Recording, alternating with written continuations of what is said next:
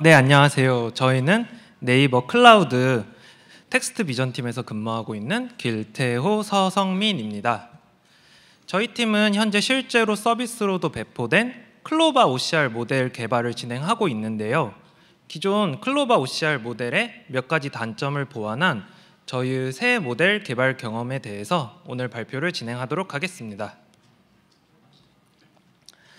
발표 콘텐츠는 다음과 같습니다. 첫 번째로 기존 클로바 OCR 서비스 모델에 대해서 설명드린 뒤, 두 번째로는 저희가 작년에 새로 개발한 글자 탐지와 인식을 한 번에 할 수 있는 저희의 새 모델에 대해서 설명을 드리도록 하겠습니다. 세 번째로는 저희 새 모델은 OCR뿐만 아니라 또 다른 여러 기능들을 할 수 있는데요.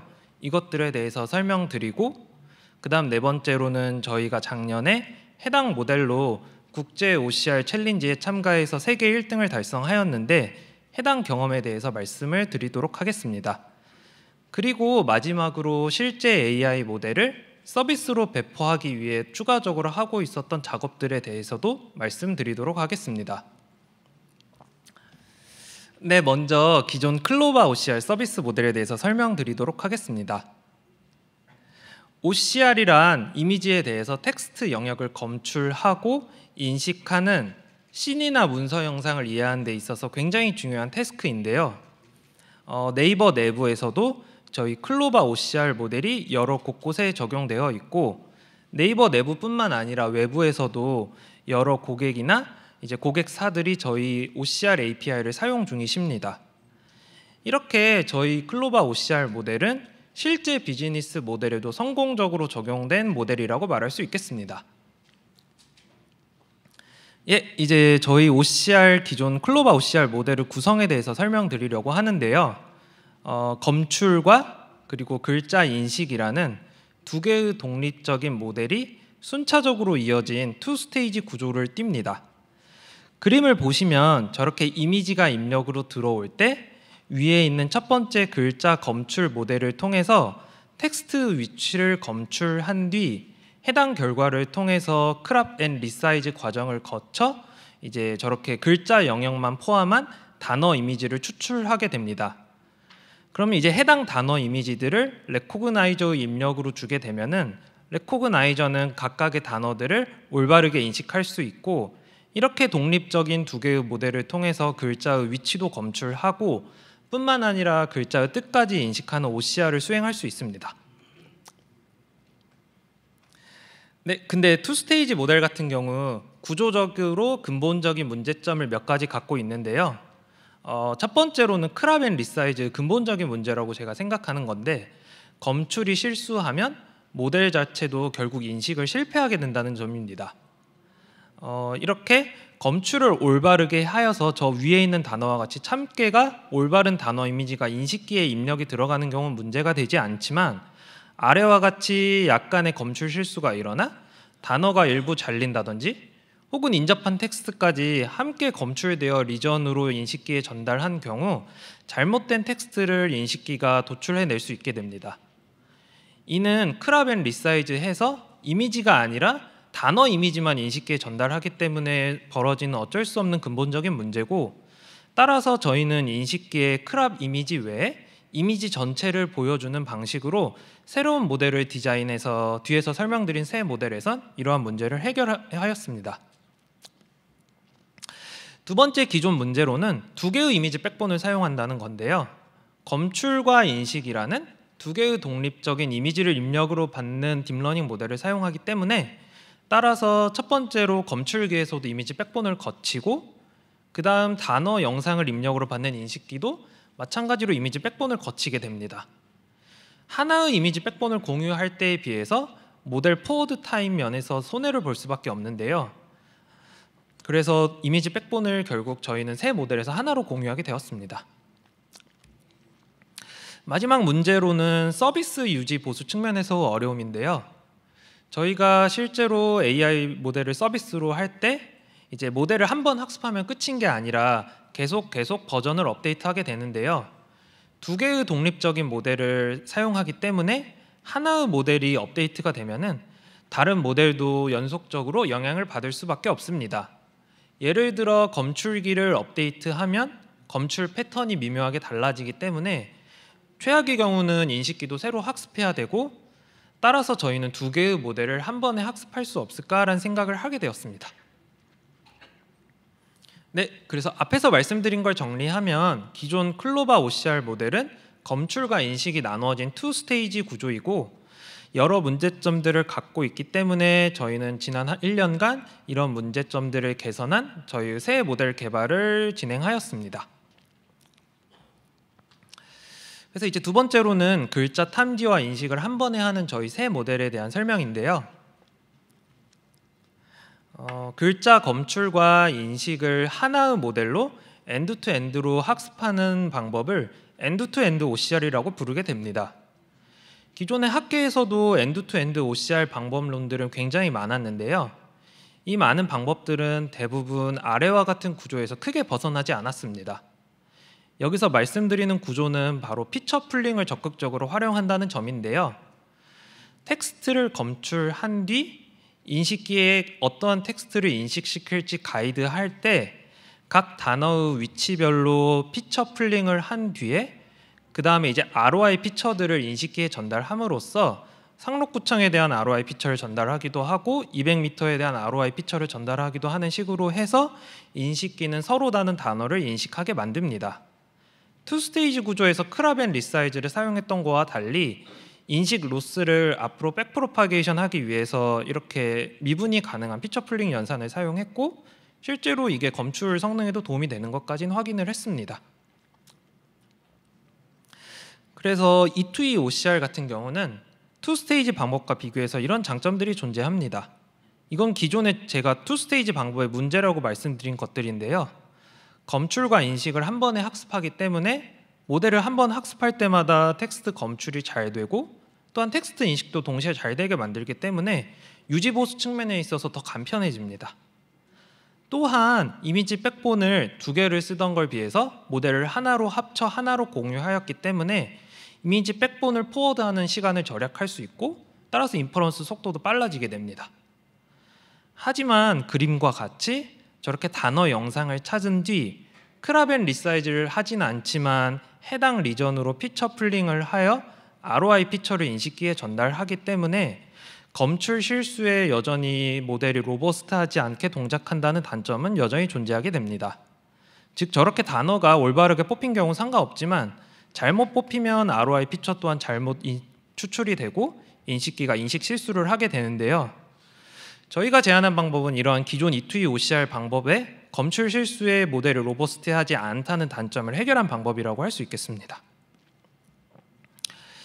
이 페이지는 이제 저희 새 모델에 대한 장점 설명인데요. 저희 새 모델은 디어라는 이름을 갖고 있고 기존 다른 E2E OCR 방법과 비교해서 이제 피처 풀링을 활용하지 않는다는 점에서 가장 큰 차이점을 보입니다. 이제 첫 번째 위에 있는 그림을 보시면 기존 E2E OCR 방법 같은 경우는 피처 풀링을 활용해서 검출된 각각의 단어에 대해서 독립적으로 ROI 피처를 추출한 뒤 이 ROI 피처를 인식기에 전달함으로써 이미지에 어떤 단어를 인식시킬지 가이드하게 되는데요. 이 말인즉슨 ROI가 잘못 추출되면, 즉 검출 실수가 일어나면 인식기의 입력이 잘못되기 때문에 인식 실수가 일어나게 됩니다.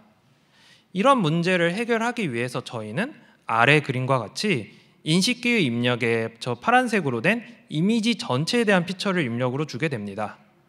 그러면 검출이 일부 잘리더라도 검출 영역 밖에 있는 텍스트까지 올바르게 인식할 수 있게 되고요. 그러면 이미지 피처 중에서 어떤 단어를 인식시킬지 인식기한테 가이드할 때 단순히 해당 단어의 위치를 짚어주는 방식으로 문제를 해결하였습니다.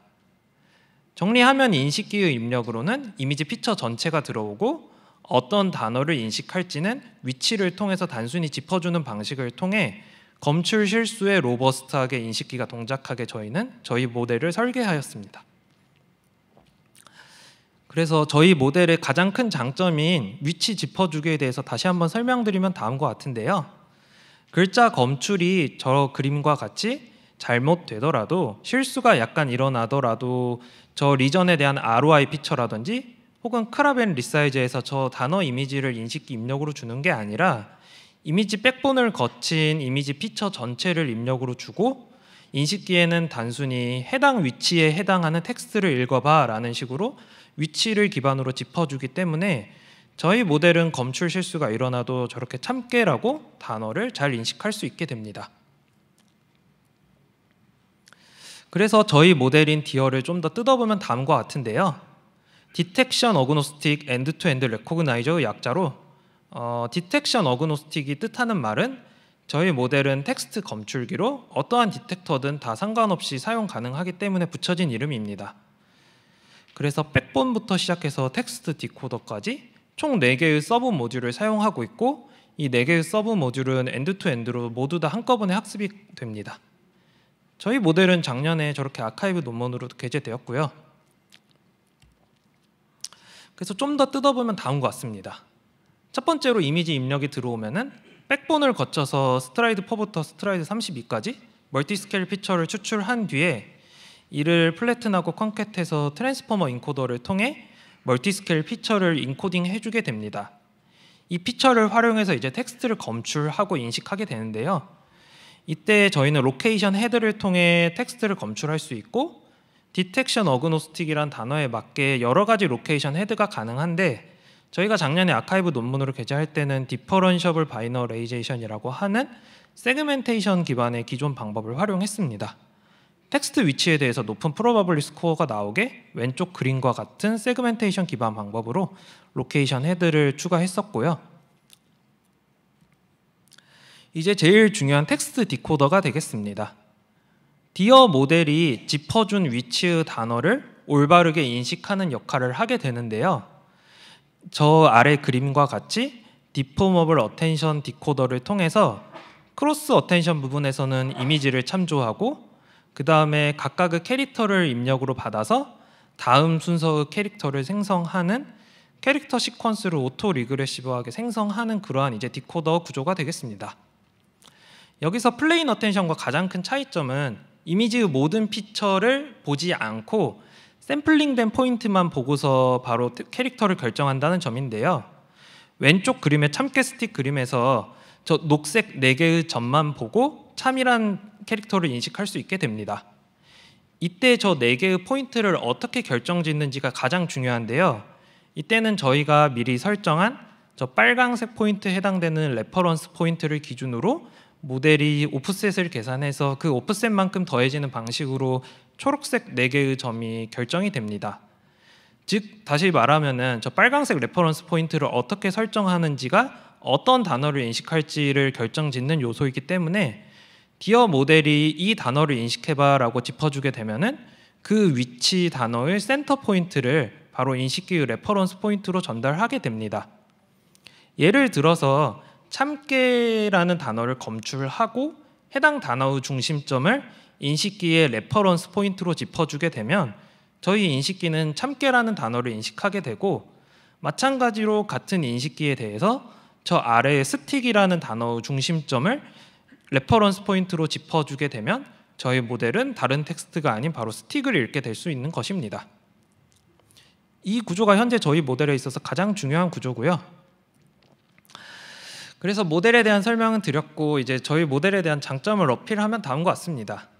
일단 이미지 백본 같은 경우 2개에서 하나로 줄었고 모델이 전체적으로 더 가벼워졌기 때문에 인퍼런스 타임은 73%가량 줄였고 또한 AI 모델을 실제 서빙할 때는 GPU 하나에 여러 개의 모델을 동시에 올리기도 하는데 이제 메모리 측면에서 기존 모델보다 저희가 더 이점이 있기 때문에 2개 올라가던 게 3개 올라가는 식으로 이렇게 50% 더 증가함까지 확인하였습니다.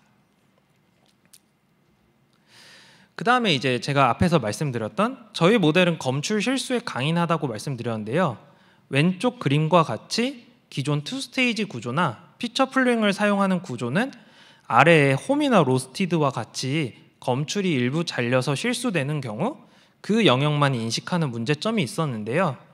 오른쪽 그림과 같이 저희 알고리즘은 저렇게 미스 디텍션이 일어나더라도 해당 영역을 레퍼런스 포인트로 인식기에 짚어주게 되면은 인식기는 이미지 피처 전체를 보기 때문에 강인하게 ROI 바깥에 있는 문자까지 올바르게 인식해서 홈 로스티드와 같이 올바르게 단어를 인식할 수 있게 됩니다. 또한 로테이션에도 강인한 것까지 확인해서 이미지를 어느 각도로 돌려도 혹은 같은 이미지 내에 여러 각도 이미지가 동시에 존재해도 한 번에 모델이 올바르게 검출하고 인식하는 것까지 확인했습니다. 그래서 이제 OCR에 관한 설명을 드렸고, 저희 새 모델은 OCR 말고도 이것저것 기능이 더 추가되었는데요. 이제 첫 번째로 말씀드릴 거는 캐릭터 검출이 되겠습니다. 이제 파란색 박스가 쳐진 왼쪽 그림과 같이 앞에서 설명드린 OCR은 단어 단위로 문자를 검출하고 인식했는데요.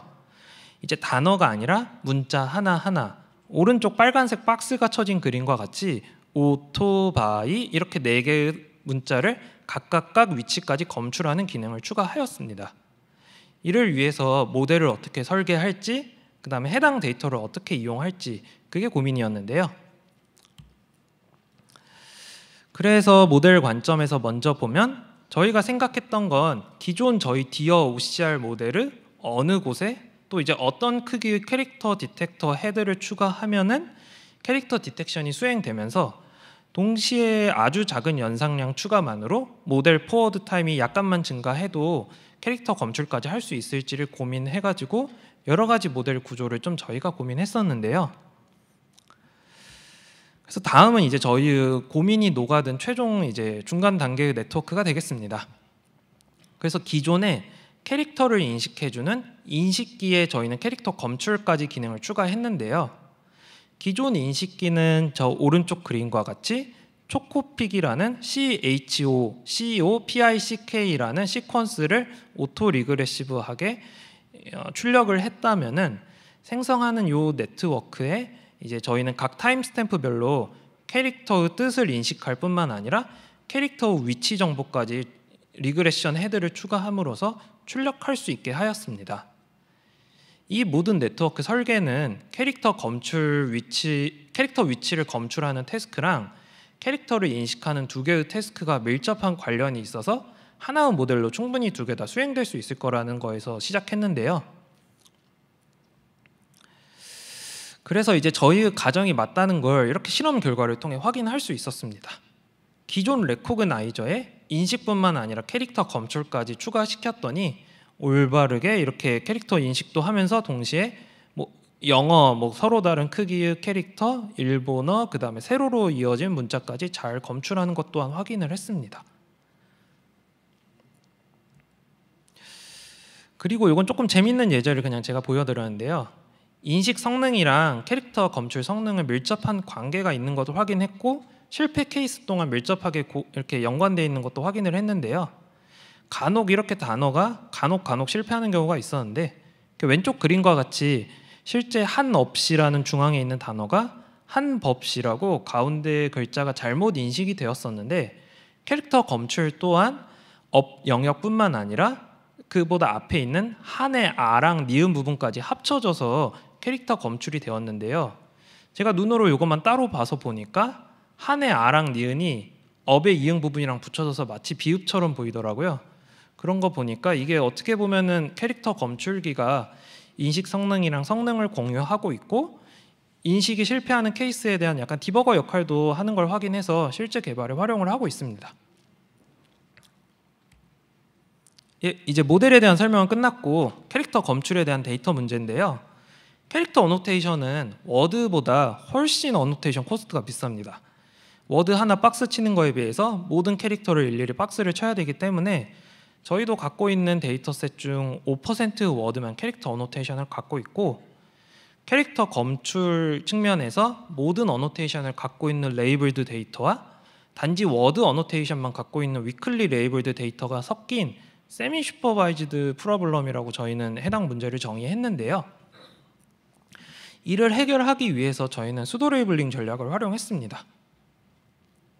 일단 먼저 제일 왼쪽 위에 있는 그림과 같이 캐릭터 어노테이션 빨간색 박스를 갖고 있는 이미지들만 5% 이미지만 선별해가지고 이를 이용해서 캐릭터 검출이 가능한 티처 모델을 1차적으로 학습하였습니다.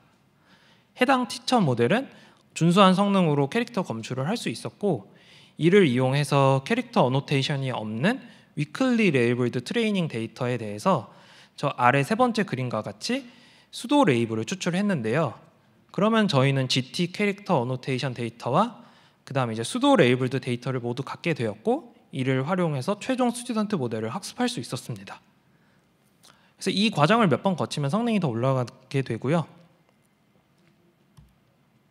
그래서 저희 최종 결과는 다음과 같습니다.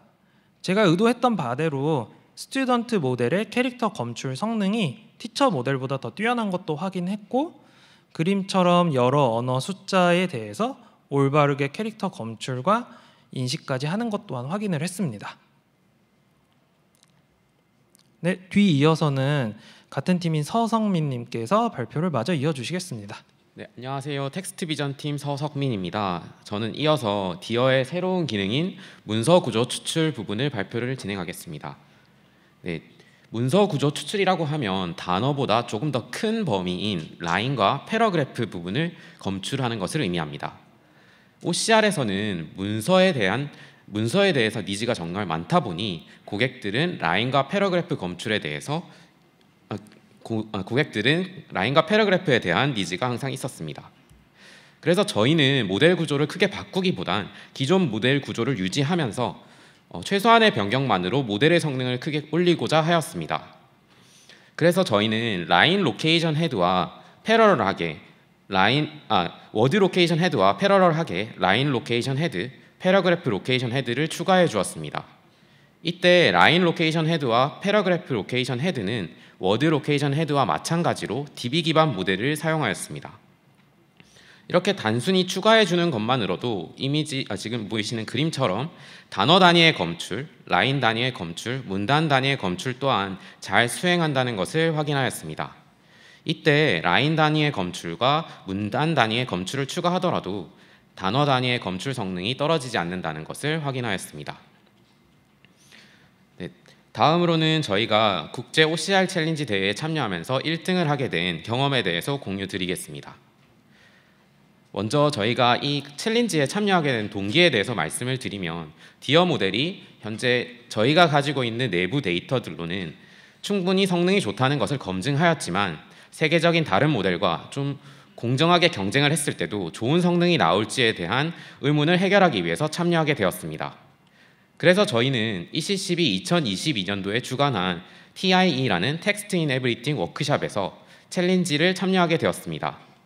이때 주제는 Out of Vocabulary Syntax Understanding이었는데요. 이 Out of Vocabulary Syntax Understanding에 대해서 좀 더 자세히 말씀드리겠습니다. 이때 Out of Vocab이라고 하면 학습 때 전혀 보지 못한 워드를 의미합니다. 이처럼 OOV에 대한 평가를 진행함으로써 챌린지에서 등수를 매기게 되었습니다. 이는 기존의 언어 모델에 과도하게 의존하는 모델이 높은 성능을 받을 수 있었던 반면 좀 기존과는 차별화된 벤치마크라고 할 수 있습니다. 아래 보이는 세 개의 그림을 보시면 첫 번째 기차 그림에서 8161 그리고 두 번째 이미지에서 타론가라는 파크의 이름, 그리고 세 번째 이미지에서는 DYY라는 기업명이 OOV에 해당됩니다. 이처럼 OOV는 일상생활에서 굉장히 많이 발생하고 있습니다. 예를 들어서 가격표 같은 경우에도 항상 똑같은 가격은 없기 때문에 또 다른 OOV로 등장할 수 있습니다. 이처럼 OOV를 인식하는 것은 굉장히 중요한 문제이고 실제 시나리오에서는 더 적합한 태스크다라고 생각하였습니다. 그래서 저희는 대회를 임하면서 했던 과정들을 간략하게 말씀드리면 7개의 퍼블릭 데이터셋을 조합해서 데이터 특성을 분석했고, 그 다음에 모델을 학습하고 또 그 이후에 어블레이션들을 계속 추가해 가면서 정성 정량 평가를 하는 것을 반복하였습니다. 저희가 이제 대회에서 사용했던 데이터들을 말씀드리기 이전에 디어의 특징인 많은 텍스트가 많은 이미지를 잘 학습한다는 것에 대해서 먼저 소개를 드리겠습니다. 오른쪽에 보이는 이미지처럼 굉장히 많은 텍스트가 포함되어 있는 경우가 있습니다. 실제 OCR 분야에서는 검출과 인식기를 학습할 때 이렇게 굉장히 많은 텍스트를 학습하는 것은 검출 부분에서는 충분히 가능한 문제입니다.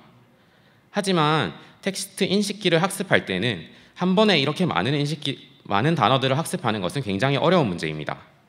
그래서 저희가 제안한 해결책은 디어는 짚어주기가 가능하기 때문에 학습 시 샘플링한 대상만 인식기를 학습시킬 수 있다는 점을 이용하였습니다. 그래서 아래 다이어그램을 보면 좀 더 이해가 쉬울 텐데요.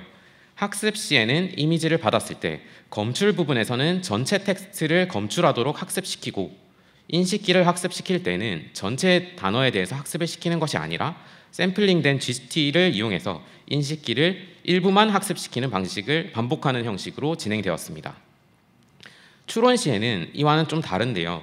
이미지가 들어왔을 때 검출을 시행하고, 검출은 전체 텍스트를 검출할 수 있기 때문에 이 전체 검출된 텍스트의 위치를 이용해서 인식기를 이용해서 전체 텍스트에 대해서 추론하는 방식입니다. 이제 돌아와서 대회에서 사용했던 데이터셋에 대해서 좀 말씀드리겠습니다. 위에 차트를 보시면은 오픈 텍스트 이미지가 굉장히 많은 이미지 수를 가지고 있다는 것을 알 수 있습니다. 하지만 이보다 더 중요한 문제는 두 번째 차트인데요. 두 번째 차트에서 하이어 텍스트와 텍스트 OCR이 이미지 안에 텍스트가 굉장히 평균적으로 많이 포함하고 있다는 것을 알 수 있습니다. 하이어 텍스트 같은 경우에는 평균적으로 100개 이상의 단어를 포함하고 있었고, 텍스트 OCR 같은 경우에는 거의 50개 가까이의 텍스트가 이미지에 분포하고 있었습니다. 하지만 저희 디어는 짚어주기 방식과 고정 수량의 텍스트를 학습하는 방식을 이용해서 이렇게 복잡한 텍스트를 가진 문서를 쉽게 학습할 수 있었습니다. 다음으로는 트레이닝을 할 때 데이터 레이시오를 어떤 식으로 설정해 주었는지 말씀드리겠습니다. 이때 트레인 데이터 레이시오라고 하면 배치를 구성할 때 데이터를 어느 정도 비율로 포함시킬 것인가, 데이터셋을 어느 정도 비율로 포함시킬까 하는 것입니다. 이때 저희는 텍스트 개수에 비례하게 세팅을 해주었습니다. 그 이유는 인식기는 한 번에 고정된 수량만 학습을 할 수 있기 때문에 많은 텍스트를 가진 데이터셋 같은 경우에는 여러 번 배치의 구성에 포함시켜서 모든 텍스트를 잘 학습시킬 수 있도록 하기 위함이었습니다. 다음으로는 저희가 가졌던 데이터셋 중에서 좀 독특했던 코코 텍스트 데이터셋에 대해서 좀 설명드리겠습니다. 코코 텍스트 데이터셋은 첫 번째 그림에 보이는 것처럼 박스 어노테이션이 되어 있었습니다. 박스 어노테이션은 쿼드 어노테이션이랑 좀 다른데요. 박스 어노테이션은 2개의 좌표만을 이용해서 박스를 나타내기 때문에 좀 더 4개의 좌표를 이용해서 타이트하게 박스를 잡는 것보다는 좀 더 느슨하게 박스가 잡히게 됩니다. 두 번째 그림을 보시면은 코코 텍스트는 어노테이션이 좀 스파스하게 어노테이션 되어 있다는 것을 알 수 있었습니다. 1번과 6번, 9번 번호 같은 경우에는 지금 아예 어노테이션이 되어 있지 않기 때문에 이대로 디어 모델을 학습했을 경우에는 디어 모델도 이런 코코 텍스트의 어노테이션 특성을 학습해서 일부 텍스트는 일부러 검출하지 않는 문제가 발생합니다. 그래서 저희는 이것을 막아주기 위해서 부정확한 검출 어노테이션은 검출 로스에 포함시켜주지 않으면서 인식기만 슈퍼비전을 줘서 학습하는 방식을 이용하였습니다. 다음으로 세 번째 그림을 보시면은 스탑 사인 같은 경우에는 소문자로 어노테이션 되어 있는 것을 볼 수 있습니다. 코코 텍스트 같은 경우에는 대문자를 소문자로 어노테이션 되어 있다든지 소문자를 대문자로 어노테이션 되어 있는 등 좀 잘못되어 있는 케이스들이 전체의 거의 30% 정도를 차지하였습니다. 이처럼 이대로 학습했을 때는 모델에 혼란을 줄 수 있었기 때문에 저희는 코코 텍스트 데이터셋을 빼고 학습한 모델을 바탕으로 코코 텍스트의 오류 케이스, 대소문자 오류 케이스들을 바로잡아주는 수두 라벨링을 진행하였습니다. 다음으로는 대회에서 사용했던 다국어 관련된 이야기입니다. 대회는 영어와 숫자 기반으로 평가를 하는 알파 뉴메릭한 보켓만을 이용해서 평가를 진행하였습니다. 하지만 데이터셋에는 한국어, 일본어, 중국어, 그리고 라틴어 등 다양한 다국어들이 포함되어 있었는데요.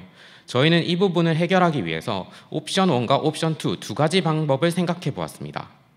먼저 첫 번째 옵션인 검출기에서는 다국어를 검출하지 않도록 오직 영어만 검출하도록 학습하고 인식기 또한 영어만 인식 가능하도록 학습하는 방식입니다. 하지만 이렇게 했을 경우에는 검출기가 실수로 다국어를 검출해버리면 인식기는 학습 때 다국어를 전혀 본 적이 없기 때문에 생각지도 못한 결과를 내뱉을 수 있습니다. 그래서 저희가 선택한 방식은 옵션 2입니다. 검출기에서는 영어 플러스 다국어를 모두 검출할 수 있도록 학습시키고 인식기에서 영어 외의 문자를 봤을 때는 이것은 unknown이야 라고 UNK 토큰을 뱉어낼 수 있도록 학습해 주었습니다. 이렇게 해서 조금 더 로버스트하게 성능을 낼 수 있었습니다. 최종적으로 저희가 했던 시도들을 좀 전체적으로 정리를 해보았는데요. 하이 퍼포먼스를 위해서 저희는 라지 배치로 증가시키고 트레인 레졸루션도 증가시키고 백본 구조를 좀 변경해보고 그리고 신테틱 데이터도 생성해서 추가해 주었습니다. 앞서 말씀드렸듯이 코코 텍스트 같은 경우에는 노이즈한 디텍션은 빼고 레코그니션만 슈퍼비전으로 학습하는 등 학습하는 방식을 또 사용하였습니다. 또 다국어 문제에서는 영어의 문자는 인식기에서 걸을 수 있는 능력을 학습시켜 주었습니다. 이를 통해서 최초의 0.389점이었던 데 반해 최종적으로는 0.466점으로 점수를 향상시킬 수 있었습니다. 그리고 저희는 OOV라는 게 대체 뭘까 하는 측면에서 저희 나름대로 분석을 진행해 보았습니다. 왼쪽 그림은 GT이고 오른쪽은 모델이 인퍼런스한 프리딕션 결과입니다. 저 왼쪽 그림 중에서도 파란색은 이제 점수에 들어가지 않는 인 보캡이고요. 빨간색이 아웃 오브 보캡에 해당되는데요. 저 동그라미 쳐서 확대되어 있는 부분을 보면 이미지 샵 EL 2000-00406이라는 부분이 있는데 사실 샵 EL은 샵과 뒤쪽 부분으로 나눠져서 어노테이션이 되어 있어야 됐는데 스플릿이 잘못되면서 스플릿과 머지가 실수하면서 샵 EL이 하나의 새로운 OOV로 탄생하게 된 경우입니다. 이처럼 어노테이션을 실수하게 되면 새로운 OOV를 만들게 되고 이는 OOV 점수 하락으로 이어지기 때문에 스플릿과 머지를 좀 실수했을 때 소프트하게 매저하는 것이 중요하겠다라는 생각이 들었습니다. 그래서 저희가 사용한 매트릭은 클레발 매트릭입니다. 클레발 매트릭이라고 하면 캐릭터 레벨 이밸류에이션 매트릭으로서 스플릿과 머지 케이스에 대해서 페널티를 줘서 좀 소프트하게 반영한 매트릭입니다. 왼쪽 아래 첫 번째 이미지를 보시면 리버사이드라는 게 보이는데요. 빨간색이 GT이고 파란색이 모델이 예측한 프리딕션 결과인데 리버과 사이드를 이렇게 따로 예측하는 경우에 기존 매트릭 같은 경우에는 0점을 받게 됩니다. 하지만 클레발 매트릭은 완전히 틀린 것은 아니기 때문에 스플릿에 대한 점수 10%만 감하고 0.9점을 받게 되는 형태의 매트릭입니다. 이렇게 클레발 매트릭으로 측정을 하게 되면 OOV에 대한 차이가 줄어들게 되는데요. 원래 기존의 ICDAR15 매트릭으로 봤을 때는 저희가 인 보캡과 아웃 오브 보캡 사이의 점수 차이는 0.25점이었지만 클레발 매트릭으로 좀 더 소프트하게 반영했을 때는 인 보캡과 아웃 오브 보캡이 0.07점으로 크게 줄어드는 것을 확인하였습니다. 이처럼 제안한 모델이 인 보캡 대비해서 OOV를 크게 어려워한다고 보기에는 어려웠습니다. 좀 최종적으로 대회를 마치면서 저희가 느꼈던 것을 정리해 보면 저희 클로바 E2의 OCR 디어 모델이 세계적으로 좀 경쟁력이 있음을 좀 확인했고요. 다른 팀들은 2스테이지 검출 및 인식 모델을 2스테이지로 학습시켰다면 또 앙상블을 주로 활용하였다면 저희는 싱글 모델로서 1등을 했다는 점에서 큰 의미가 있다고 생각합니다. 다음으로는 저희가 서비스 배포를 하기 위해서 준비했던 것들 중 두 가지를 좀 소개시켜 드리겠습니다. 먼저 첫 번째로는 좀 더 가볍게 하기 위한 경량화 시도입니다. 디어 모델도 충분히 기존 서비스 모델 대비해서는 가볍다는 것을 앞서 말씀드렸습니다. 하지만 서비스 차원에서는 좀 더 가볍고 좀 더 빠른 모델에 대한 니즈는 항상 있기 때문에 추가적으로 디어 모델을 더 가볍고 더 빠르게 하려는 시도를 해보았습니다. 이를 위해서 저희는 인퍼런스 타임을 먼저 분석해 보았습니다. 아래 표에 보이시는 것처럼 인코더 쪽에서는 56.6%로 전체 인퍼런스 타임에서 굉장히 많은 비율을 차지한다는 것을 알 수 있었습니다. 또한 디코더는 한 22.1%로 두 번째를 차지했는데요. 하지만 텍스트 디코더 같은 경우에는 텍스트 개수가 증가하게 되면 같이 비례하게 증가하는 현상이 있기 때문에 인코더와 디코더 모두 경량화가 필요하였습니다.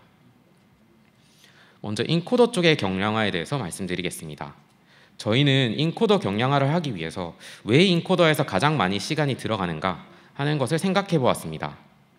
디어는 디포머블 어텐션을 사용하기 때문에 키와 밸류를 스팔스하게 가져가고 시간 복잡도는 시퀀스 길이에 비례하게 됩니다. 이는 기존 어텐션 모델 대비해서 이미 시간 복잡도를 크게 줄였지만 시퀀스 자체가 매우 길기 때문에 여전히 많은 시간이 소요되고 있었습니다. 여기서 시퀀스 길이가 가장 크게 길었던 이유는 OCR에서는 작은 글자를 읽기 위해서 고화질의 영상 입력이 필요하고 그 고화질의 영상 픽셀들을 일렬로 쭉 이어붙인 인코더 인풋 시퀀스 자체는 길어지기 때문입니다. 그래서 저희는 이 인풋 시퀀스 길이를 줄이려는 시도를 하였습니다.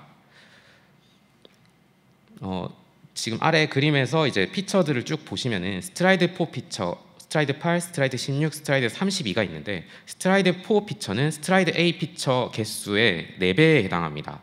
스트라이드 A 피처는 16 피처의 4배에 해당하고 16 피처는 32 피처의 4배에 해당하기 때문에 스트라이드 4 피처가 전체 피처 길이에서 2분의 1 이상을 차지하게 됩니다. 그래서 저희는 스트라이드 4 피처의 쿼리를 좀 줄여주는 방법을 생각해 보았는데요. 첫 번째 안은 스트라이드 4 피처 쿼리를 완전히 제거하는 방식이고, 두 번째는 스트라이드 4 피처 쿼리를 4분의 1만 스파스하게 줄여주는 방식을 생각해 보았습니다. 결과적으로는 두 가지 다 성능의 차이는 크지 않았고요. 원래 기존 모델 대비해서 클레발 스코어 기준으로 0.06점 정도 하락이 있었습니다. 이 정도는 크지 않은 성능 하락이라고 생각했고, 노 스트라이드 4 피처 쿼리, 즉 스트라이드 4 피처 쿼리를 전혀 사용하지 않은 모델은 인코딩 타임이 거의 70% 가까이 감소했다는 것을 확인하였습니다. 이는 전체 인퍼런스 타임에서 30%를 줄인 것에 해당합니다. 메모리 또한 33.3%나 줄일 수 있었습니다. 저희는 추가적으로 디코더에 대한 경량화도 진행하였습니다. 디코더는 텍스트 길이에 비례하게 증가한다는 사실을 말씀드렸는데요. 실제 차트를 보시면은 텍스트 개수가 30개일 때는 29%의 시간만 차지했던 데 반해 155개로 증가하게 되면 55%까지 증가하게 됩니다. 실제 테스트 케이스에서는 600개가 넘어가는 텍스트가 들어올 때도 있기 때문에 이거에 대해서 줄여주는 시도는 충분히 필요하다고 생각하였습니다. 그래서 저희가 했던 시도는 디코딩을 할 때 배치를 크게 늘려서 한 번에 많은 텍스트를 인퍼런스하는 방식입니다. 이때 피크 메모리는 크게 변화가 없으면서 배치 크기를 1024까지 증가시켰을 때는 디코딩 시간을 73%까지 줄일 수 있었습니다. 다음으로 저희가 서비스 준비를 위해서 시도했던 것입니다. 아웃 오브 도메인 데이터 성능 검증인데요. 여기서 아웃 오브 도메인 데이터라고 하면은 오른쪽 밑에 적혀 있는 것처럼 스캔해서 사진으로 다시 찍으면 어떻게 될까? 이상한 각도의 문서가 들어온다면 어떨까? 팩스로 받은 문서는 어떻게 될까? 아니면 저화질로 스캔된 손글씨를 잘 인식할 수 있을까? 하는 측면에서 아웃 오브 도메인 데이터를 모으는 것이 중요하다고 생각하였습니다. 디어 모델은 인 도메인 데이터에서는 이미 충분히 검증을 하고 있고 좋은 성능을 내는 것을 확인하였기 때문에 저희가 예상치 못했던 아웃 오브 도메인 데이터에서도 로버스트한 성능을 낸다는 것을 증명하고 싶었습니다. 그래서 저희는 아웃 오브 도메인 데이터를 선정하기 위해서 우선순위를 지정하였습니다. 먼저 인 도메인 데이터에서 없거나 부족한 데이터일수록 먼저 우선순위를 두었고요. 그리고 실제 테스트 케이스, 실제 서비스 케이스에서 등장할 확률이 높을수록 우선순위를 두어서 데이터를 수집하였습니다. 이때 저희는 학습 때 보지 못한 16개의 도메인에 대해서 각각 100장씩의 이미지를 수집하게 되었습니다. 이렇게 1600장에 대한 이미지로 평가를 진행하였을 때 글로벌 타 OCR API 대비 높은 성능을 내는 것을 확인하였습니다. 왼쪽 그림을 보시면 디텍션 스코어도 높다는 것을 알 수 있고 오른쪽에 E2E 전체 성능도 높은 것을 확인하였습니다. 최종적으로 좀 정리를 해보면은 저희 기존 2스테이지 서비스 모델의 문제점을 개선한 엔드-투-엔드 디어 모델을 개발하였습니다. 기존 대비해서 메모리를 적게 사용하면서 빠르고 성능 또한 강인한 모델을 개발할 수 있었습니다. 또한 캐릭터 디텍션이라든지 문서 구조를 추출하는 등 신규 기능도 추가하였습니다. ECCV 2022 OOV 챌린지에서는 디어 모델이 1등을 하는 등 세계적으로도 성능이 충분히 강인함을 확인할 수 있었습니다. 마지막으로 서비스 배포를 위해서도 저희가 이제 기존에 보지 못했던 OOD 데이터셋을 확보하는 등 철저하게 타사 대비 성능을 검증하고 있습니다. 네, 이상으로 발표를 마치겠습니다. 감사합니다.